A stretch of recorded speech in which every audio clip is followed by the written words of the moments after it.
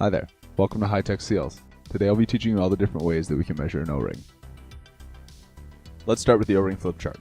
It's used for measuring 239 different AS568 O-ring sizes. To determine your O-ring's cross-section, place it against the legend in the bottom left-hand corner. Then, place the O-ring over the silhouettes on the corresponding page to the cross-section and move the O-ring over the various sizes until the correct size is found.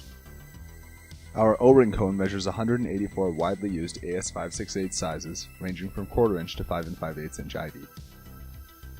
Use the notches at the bottom of the cone to determine the cross-section of the O-ring.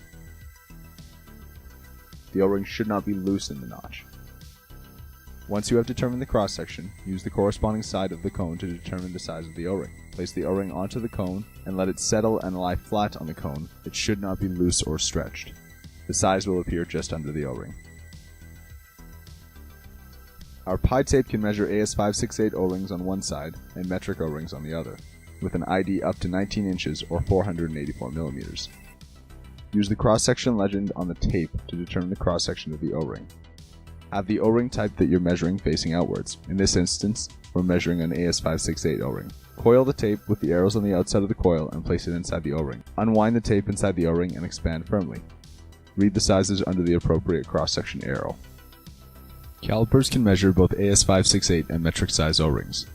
To measure the OD and ID, it is recommended to lay on a flat surface. To ensure you get an accurate reading, do not clamp onto the O-ring, making sure not to stretch or compress it. Measure the ID of the O-ring by placing the smaller jaws on the inside. Do not stretch the O-ring like this. To measure the OD of the O-ring, place the large jaws on the outside of the O-ring. Do not compress the O-ring like this.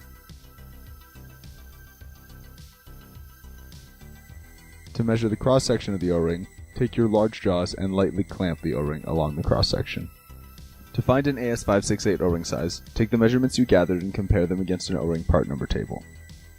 These tables can be found on our O-ring size chart, on our O-ring design guide, on our catalog, or on our website. All of our measuring tools can be purchased through any of our High-Tech Seals locations. To place an order, or if you have any questions, please contact a High-Tech Seals representative. Thanks for stopping by. See you next time.